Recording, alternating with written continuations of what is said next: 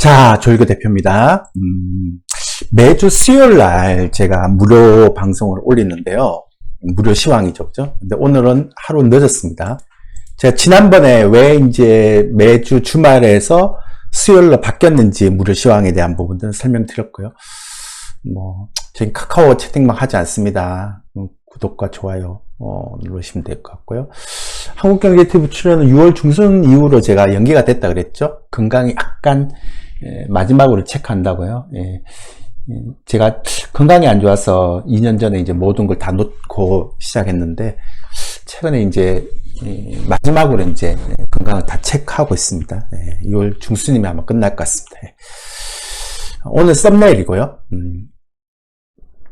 그 다음에 수긍은 필요 없고요. 제가 요 5가지 질문에 대해서만 설명을 좀 드릴게요. 요거는 제가 계속 말씀을 드렸던 거기 때문에 이제 법 개정안, 특히 상법 개정안이 되게 중요하다고 제가 말씀을 드렸잖아요. 그죠? 기억나시죠? 그래서 상법 개정안에 또 대규모 추경까지 들어가면서 증시가 호재가 됐어요. 그래서 연말 지수를 3,000선 돌파 가능한가 얘기를 드렸는데 제가 예전에 그 얘기 드렸잖아요. 그러니까 제가 올해 연초에 2,300이 무너질 때 제가 2분기에 2,600선 한번 돌파할 것이다 이렇게 말씀드렸잖아요. 그죠? 근데 그때 당시마다 유튜브에 전부 올해 3,000 얘기는 하나도 없었거든요. 다 급락한다, 반등시 물량 줄여라, 이런 얘기 정말 많았죠. 많은 사람들이 그랬잖아요. 그죠? 근데 제가 그때 2분기에 2,300에서 2,600이다. 절대 안 빠진다. 이런 얘기를 했고요. 제가 연초였을 거예요. 그죠? 3월달인가 2월달인가 하여튼 그때 올해는 미국 주식 보면 안 된다. 그 연말부터 제가 말씀드렸고 절대적으로 한국 주식이 셀 거다. 그런 얘기를 계속 드렸죠. 기억나시죠?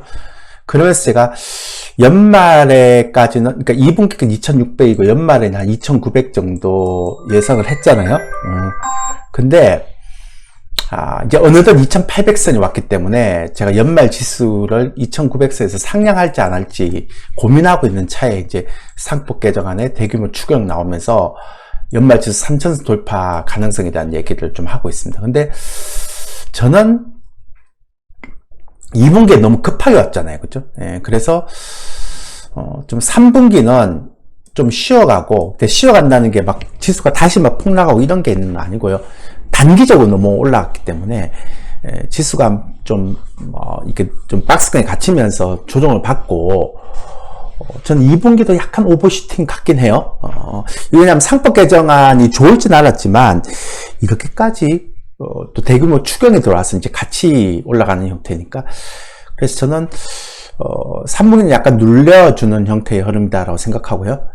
그리고 연말에 3,000선 돌파 가능성에 대한 부분은 3분기 이제 7월에서 9월 사이에 움직임을 보고 제가 다시 3분기 중에 연말에 최종 그 지수 있죠? 제가 지난번 얘기할 때 2,900에서 한 3,100 사이 이렇게 얘기했는데 그거를 제가 올릴지 아니면 그대로 유지할지 그거는 다음에 말씀드리겠습니다. 그리고 낙폭과대 우량주들의 반등이 시작되고 한국 주식시장이 저점을 인식하고 있다. 이것들 얘기했죠. 근데 제가 최근에 무료 시황 2번 올리면서 여러분들 그런 얘기 했잖아요. 그러니까 조선이나 방산이나 이런 것들은 올해 상반기 주도주니까 이게 언제 꺾일지 모르겠지만 절대적으로 낙폭과대 우량주들은 정말로 팔면 안 된다. 왜냐하면 되게 싸다. 그리고 이런 주식들이 올라올 때 우리 시장은 안 떨어지기 때문에 미국 시장이 떨어진다 하더라도 우리 시장은 상대적으로 강할 수 있다라는 얘기를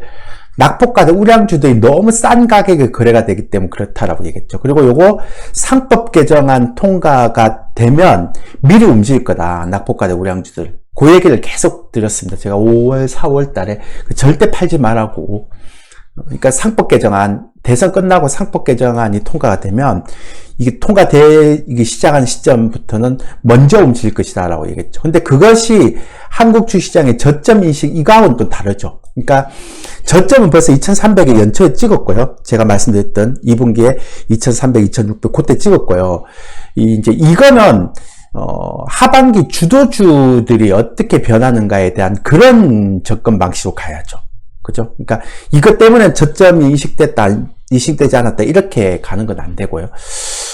조선이나 방산이 상반기 주도주 변화 가능성이 있냐? 그러니까 즉 아까 방금 얘기했던 것처럼 조선이나 방산이 좀 쉬고 낙폭과대 우량주들이 반등하면서 3분기 좀 지수가 숨고르게 할 때 좀 3분기 내에서는 좀 요런 것들이 주도주로 이렇게 바뀔 수도 있느냐? 뭐 그럴 가능성이 있죠.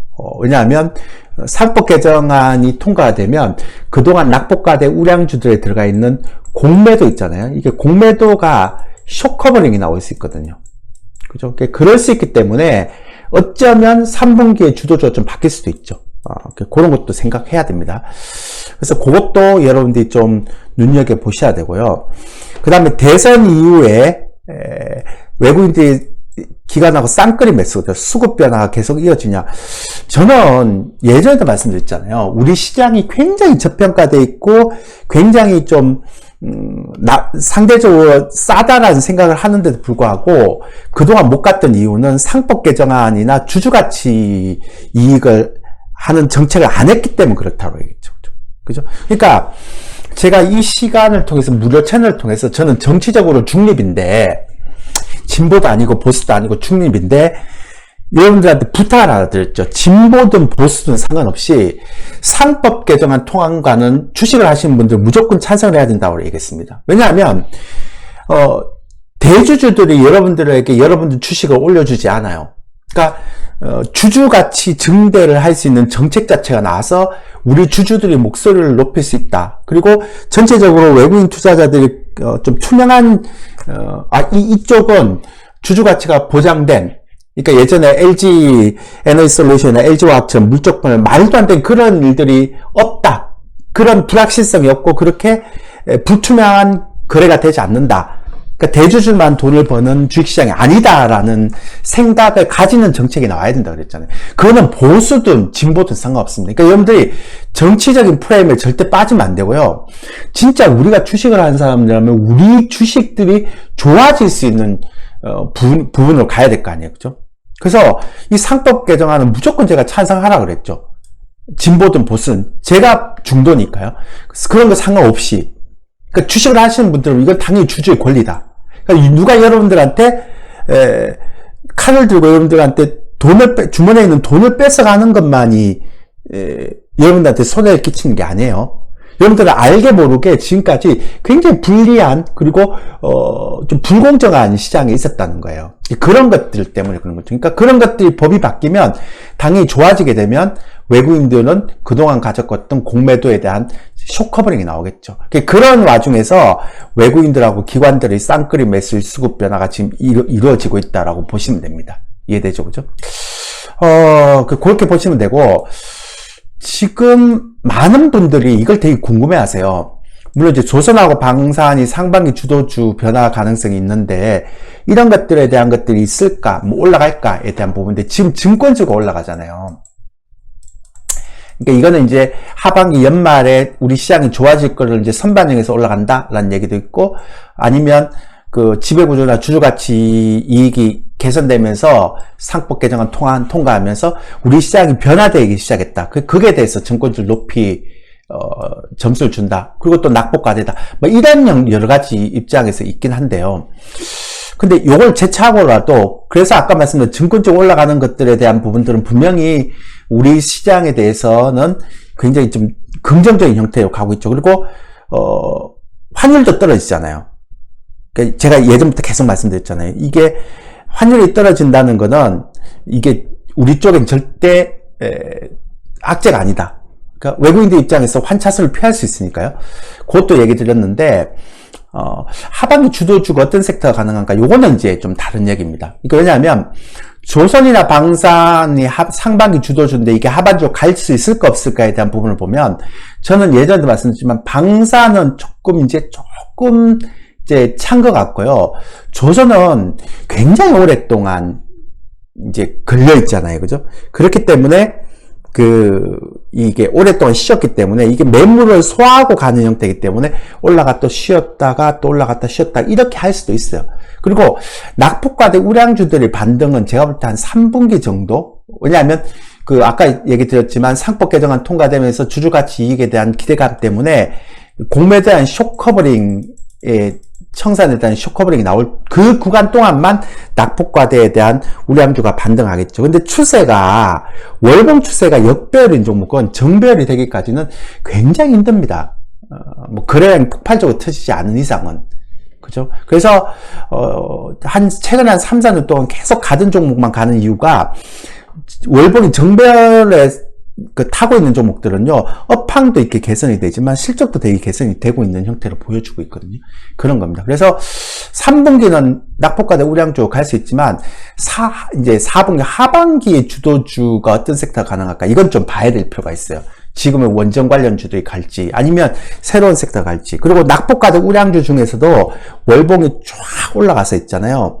그 다음에, 그러니까 월봉이 역배열에서 정배열로 거래가 터지면서 다시 정배열로 딱 돌았으면 또 그때부터 이제 얘가 주도주가 될 수도 있거든요. 그래서 제가 볼 때 하반기 주도주는 어떤 섹터 가능한가? 이거 4분기까지는 아직은 정하지 않아도 될 것 같고요. 너무 시기상조 같고, 적어도 3분기는 이런 어떤 이슈가 있기 때문에 낙폭과대 우량주들의 반등에 대한 부분들은 계속 좀 기대감을 갖고 가도 되지 않을까, 그런 생각을 하게 됩니다.